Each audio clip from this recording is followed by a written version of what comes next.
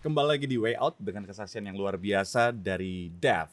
Dev, tadi kita sempat dengar bahwa Dev sempat ada di posisi yang sangat-sangat terpuruk. Iya. Jadi sebelum akhirnya memberi diri dibaptis, Dev ngalamin satu kondisi di mana harus sering ke rumah sakit, Iya, benar. divonis dokter harus cuci darah, Iya, benar. tetapi pada saat itu juga masih berusaha mencari kesenangan di dunia malam. Iya, Itu seperti apa? masih. Oke. Walaupun udah divonis, Mhm. tetap saya terus menjalankan karena eh, kelompok saya itu orang-orang yang seperti itu semua. Oke. Jadi tidak ada satupun yang tidak minum-minum gitu. Jadi mereka nggak peduli Dev udah sakit, yang Iya, penting. karena yang penting kita Evan seperti biasanya gitu. Oke. Kuliah juga terganggu Oke. karena ya dari sore sampai ke subuh kita seperti itu, paginya harus kuliah, banyak kan nggak masuknya, jadi banyak terganggu lah dari segi materi dan segala macamnya. Nah, artinya kesehatannya hancur, Iya, betul, kemudian keuangan juga hancur, betul. lingkungan hancur. Semuanya hancur. Oke, itu artinya sudah di titik rendah. Iya, keluarga pun sampai udah pasrah seperti itu gitu. Orang tuh tahu jadinya. Iya, orang tua tahu karena dia pernah saya waktu itu lupa kunci kamar saya, kebetulan kamar saya di atas. Terus dibuka sama beliau dan melihat isi kulkas saya isinya semuanya itu. Oh ya, orang tua tahu bahwa Dev ya doyan mabuk-mabukan. Iya. Orang tua tahu nggak penyakitnya? Sampai sekarang nggak tahu. Sampai sekarang nggak Iya. tahu. Jadi Dev pendam sendiri. Iya, betul. Tentunya mereka kan tahu setelah nonton acara Iya, ini ya. betul. Oke, jadi benar-benar disimpan. Iya. Kecuali teman saya tahu. Oke. Karena dia yang menemani saya ke rumah sakit dan segala macam. Artinya Dev udah ada di titik terendah. Betul. Dan akhirnya ngalamin perjumpaan dengan Tuhan. Iya. Dan akhirnya memberi diri untuk dibaptis. Betul, puji Tuhan. Oke. Setelah dibaptis, Iya. ngalamin perjumpaan kembali dengan Tuhan. Iya. Jarak antara dibaptis dan ngalamin perjumpaan dengan Tuhan itu kapan? Berapa lama? Hitungan jam. Hitungan jam. Iya. Jatuhnya berarti 1 hari lah. Sekelar dibaptis kan kemungkinan sore itu. Iya. Sore di hari Sabtu paginya. Oke. Itu. Seperti apa itu deh? Iya. Di Sabtu pagi setelah dibaptis itu saya pulang dari baptis seperti orang biasa aja gitu. Pulang ke rumah udah malamnya karena ngerasa capek tidur. Tiba-tiba pagi-pagi di kamar saya sekitar pukul 6 berdoa, cuma saya tidur dengan suara lantang gitu. Sampai kebetulan ada om saya di rumah, dia ngebangunin saya, dikira sama dia mungkin halusinasi tidur lah seperti itu gitu. Saya juga nggak tahu juga itu kenapa tiba-tiba saya bisa berdoa dengan lantang, teriak di dalam kamar. Habis dari situ saya kebangun karena dibangunin, terus habis dibangunin saya berdoa kembali, benar-benar berdoa kembali. Saya bilang, Tuhan mau dibawa kemana saya ulangi lagi itu, mau dipakai gimana pun saya pakai Tuhan dengan luar biasa gitu. Puji Tuhannya Tuhan menjawab kayak saya punya rasa ingin jadi seorang pendeta, menyebarkan firman Tuhan. Dan puji Tuhannya setelah dibaptis itu saya sudah beberapa kali membawa jiwa-jiwa, dan puji Tuhannya besok pun saya akan membawa 3 jiwa. Wow. Jadi akhirnya melayani ya. Iya. Wow, oke. Nah, tadi kan sempat Dev notice bahwa belum jadi Kristen. Maksudnya ada masa di mana Dev cuma senang ke gereja. Dan itu pun sudah ngalamin hinaan, Iya, betul. dicemooh oleh teman-teman. Nah, sekarang ketika sudah jadi Kristen, ngalamin nggak hal yang sama? Sebenarnya kalau sejauh ini sih nggak terlalu kayak kemarin sih Pak Pendeta. Lebih kayak mereka cuma kayak lelucon sedikit gitu, kayak ini alumni agama gua gitu, ini alumni nih gini segala macam. Dibawa-bawa ke situ doang sih kayak cuman mereka kayak oh ini anak Tuhan nih sekarang, oh ini anak Tuhan gitu sih mereka. Justru sebelum jadi Kristen malah Iya, tantangannya hinaannya lebih berat lebih gede ya. ya. Oke. Dan ketika jadi Kristen, apa tantangannya? Artinya kalau tadi dari luar, dalam lingkungan internalnya apa yang dia rasakan? Kalau tantangan sih sejauh ini belum ada sih Pak Pendeta. Cuman emang tantangan pada diri sendiri sih, kayak gimana terus tetap berjalan di jalannya Tuhan gitu. Karena saya nggak mau sampai pergaulan saya yang kemarin balik lagi gitu. Mhm. Gitu. Dan puji Tuhannya setelah dibaptis pun perubahan begitu banyak, ekonomi mulai meningkat, dan saya sekarang udah nggak pernah lagi ke rumah sakit.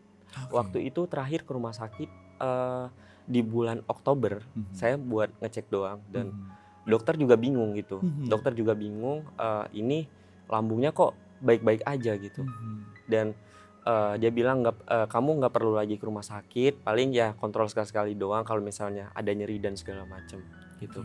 Yang katanya mau cuci darah, mau kontrol sebulan 3 kali, itu sekarang udah nggak pernah lagi sih, puji Tuhannya. Jadi mujizat Tuhan terjadi Iya, ya. betul. Jadi pemulihan terjadi, Iya. bukan hanya bicara tentang dalam kesehatan, Betul. tapi juga dalam ekonomi dan kehidupan secara umum Betul. ya. Wow, luar biasa. Nah, bicara tentang keterikatan tadi terhadap bicara tentang minuman keras, itu kan nggak mudah. Iya. Apa yang dilakukan, Dev? Itu yang pertama, sebenarnya saya sebelumnya itu kan saya selalu konseling sama konselor saya gitu. Oke, ada yang membimbing. Ada Oke. dari gereja saya juga gitu kan. Terus saya selalu bertanya untuk menghindarinya bagaimana, karena kalau misalnya saya terus-terusan percuma gitu menurut saya gitu. Ujungnya saya disuruh mencari kesibukan lah dalam hal apapun itu. Jadi kayak pulang dari kantor, baca firman Tuhan segala macam, lihat-lihat film-film Kristiani gitu yang bisa menginspirasi kamu gitu, menjadi lebih baik lagi dari sebelumnya gitu. Itu saya lakukan. Jadi nongkrong ya nongkrong, tapi ketika udah ibaratnya susun gelas lah, kalau bahasa di tongkrongan saya, susun gelas, alasan saya besok mau kerja lah segala macam gitu. Jadi menghindar sebenarnya, cuman tidak menjauhi mereka sih itu. Oke, jaga jarak aman gitu. Iya, betul. Karena kan firman Tuhan juga berkata kan bahwa pergaulan yang buruk merusak kebiasaan yang baik. Iya, betul. Siapa kita ditentukan dengan siapa kita bergaul. Iya. Jadi betapa pentingnya untuk bijaksana memilih lingkungan kita. Iya, betul. Oke, dan akhirnya sekarang sudah hidup dalam Tuhan, sudah hidup baru, sudah bisa lepas dari segala keterikatan minuman Betul. keras, pergaulan malam. Sudah tidak. Puji Tuhannya sudah tidak pernah lagi. Walaupun diundang teman karena dia yang ngisi acaranya, karena di tempat dia acaranya, saya jawab oke doang. Berarti benar-benar udah menjaga jarak aman ya. Iya, betul. Oke, dan akhirnya sampai hari ini sudah konsisten berjalan dalam jalannya Tuhan. Puji Tuhan. Oke, nah kalau misalnya ada teman-teman yang mungkin sementara dalam kondisi deaf, misalnya mereka sedang terikat oleh minuman keras, oleh pergaulan yang buruk, Dev mau ngomong apa sama mereka?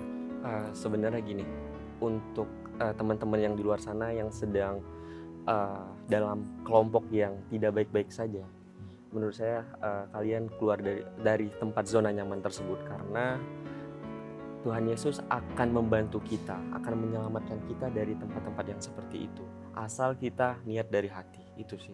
Oke, jadi intinya adalah keluar. Iya, keluar Dan dari tadi zona nyaman. Dave bilang bahwa Tuhan akan membantu, karena ada banyak orang bilang, mana mungkin saya bisa, mana mungkin saya mampu, karena ini terlalu nyaman dalam artinya secara kedagingan kita. Tetapi kalau bersama dengan Tuhan, Dave sudah membuktikan sendiri bahwa kita mampu ya. Amin. Oke, dan akhirnya sekarang hidup baru, apa yang dilakukan Dave? Itu gak jauh ya kerja, habis dari kerja paling baca-baca firman Tuhan gitu, habis itu ya berdoa kepada Tuhan, karena tugas kita hanya berdoa kepada Tuhan, biar Tuhan yang bekerja. Itu sih. Dan kalau tadi sekarang jadi misionaris, apa yang dilakukan tuh Dev? Iya, banyak sih sebenarnya Pak Pendeta, untuk mengajak orang ke jalan yang benar itu sulit sih sebenarnya. Jadi saya sebenarnya dari saya share firman Tuhan, awalnya dari situ. Jadi firman Tuhan segala macam dan perubahan pada diri saya itu membuat motivasi banyak orang. Jadi mereka yang dulunya kebetulan jiwa-jiwa yang saya bawa itu dia emang ada orang Kristen tapi tidak pernah ke gereja. Kristen KTP lah ya. Iya, betul. Terus ada lagi dia emang seorang Muslim.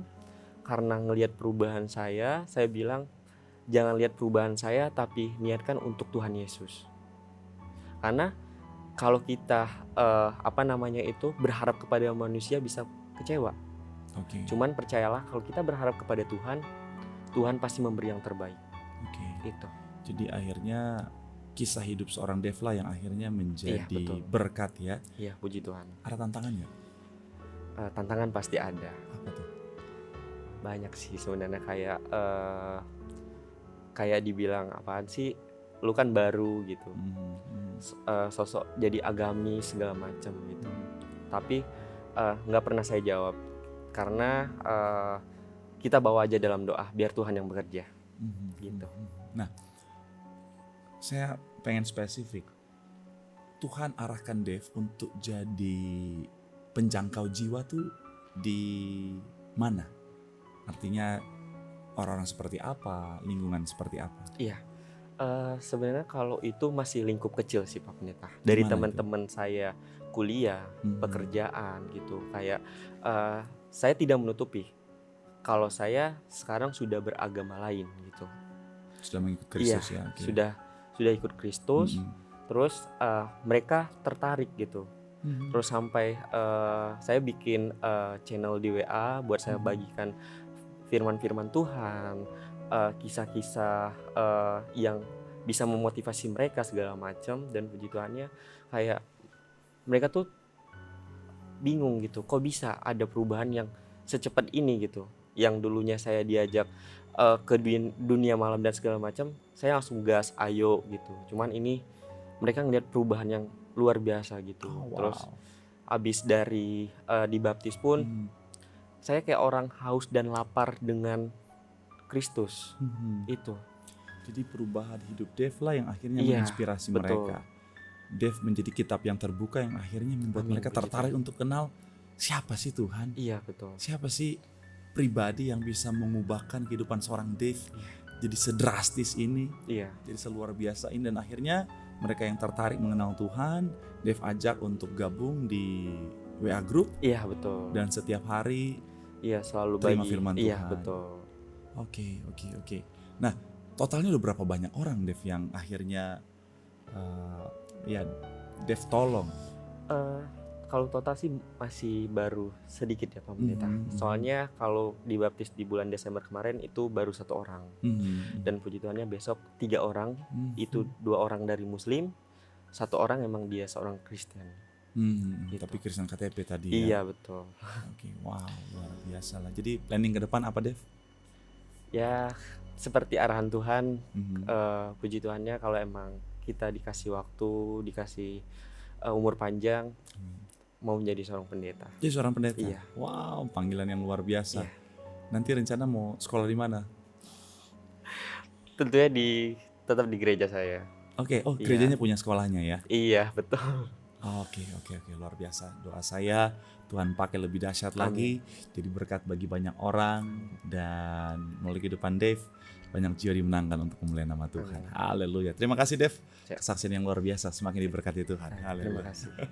Oke pemirsa, itu tadi kesaksian yang luar biasa dari seorang Dev yang kita bisa lihat sendiri bahwa bagaimana Tuhan mengubahkan dia, Tuhan memulihkan dia. Siapapun kita, Tuhan sanggup panggil setiap kita, Tuhan sanggup ubahkan setiap kita, dan Tuhan sanggup pakai setiap kita untuk menjadi alatnya untuk memenangkan banyak jiwa bagi kemuliaan nama Tuhan. Haleluya. Nah, bagi saudara yang rindu untuk membagikan kesaksian, untuk jadi berkat bagi banyak orang, saudara bisa hubungi Instagram kami, Live Channel 91, dan saudara bisa terhubung dengan tim kami untuk saudara boleh hadir di tempat ini untuk jadi berkat, jadi inspirasi bagi banyak orang.